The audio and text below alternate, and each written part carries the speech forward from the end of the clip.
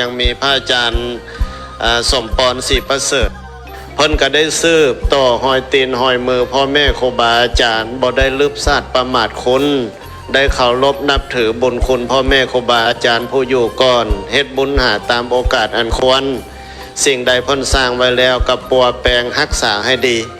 สิ่งใดยังบ่แล้วก็มาเสริมต่อเพื่อให้สิ่งปลูกสร้างนั้นสำเร็จให้นำไส้รับไส้สังคม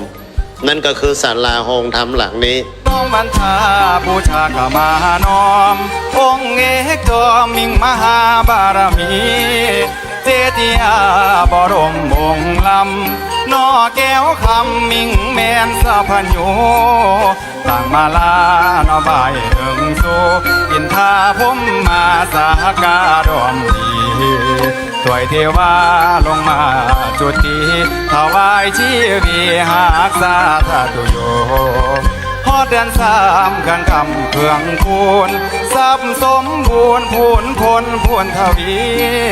ลูกหลานจังใดดอมดีตกแต่งปุ้นมีเครื่องสักการะน้อมบรรทาทุกสัมภาพร้อมร้อนแล้วดาดอมขอน้อมบรรทาอัญเชิญอุปาเทระได้ลงผ้าผ้าหมู่มันให้โสนเป็นบุญสมทานอันใหญ่ถวยข้าขอไหว้เจติยาธาโต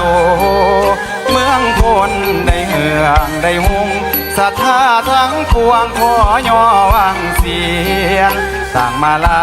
บุพาตูเพียนปนมเนื้อเสียนศิรการวันทาน้อมจิตน้อมกายบูชามหาสังฆาเจติยาวงศ์ดำพร้อมคำในเครื่องโตแข็งใบสีลำแยงพร้อมใจสั่งกาลูกทาสลูกทำนำมาไหวเวียนบูชาข้ามาเจดีถาดพนมทรงตั้งเป็นสี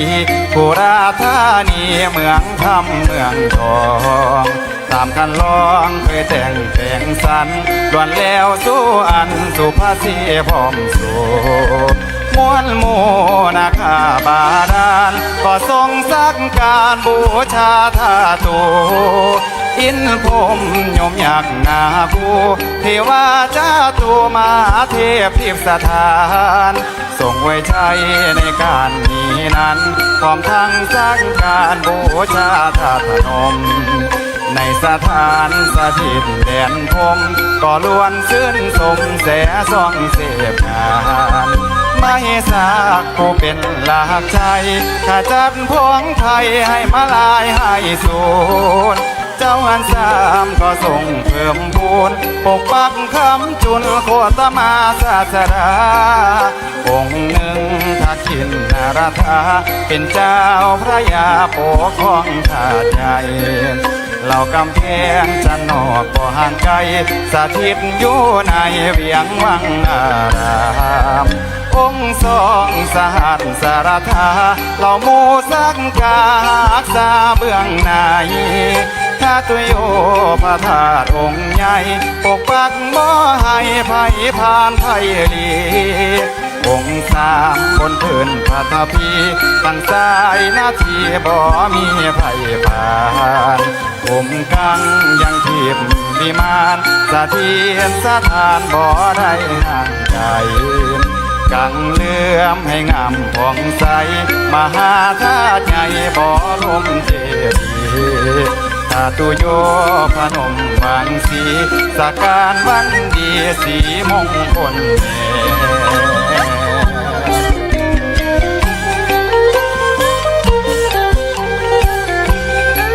เรื่องนี้การสร้างยอดเสาฟ้ามีมาตั้งแต่เรื่องมะขามานพเด้อพ่อออกไม่ออกเด้อการทานยอดเสาฟ้าได้บุญหลายได้ภาระอานิสงส์หลายขอให้ญาติโยมนั้นม่วนอกม่วนใจดีอกดีใจที่เขาได้ทานยอดเสาฟ้าเมื่อทานยอดเสาฟ้าแล้วหลังคาแล้วเขาก็มาซ้อยกันเฮ็ดฝาได้บัดเฮ็ดฝาเฮ็ดเพดานแล้วจะนิมนต์อาตมาเทศสลองอีกที่สลองฝาสลองเพดานอีกสลองหูผนังอีกสลองเอาบุญนำพ่อไม่ออกนำพระอาจารย์เจ้าที่การวัดของเพิ่นเนาะ ที่เอาเฮ็ดมื้อนี้เชื่อว่าเฮาได้บุญหลาย ดังพุทธภาษิตที่ยกไว้เป็นนิเขปบทเบื้องต้นว่า บุญนั้นเป็นที่พึ่งแก่เฮาทั้งหลายทั้งในปัจจุบัน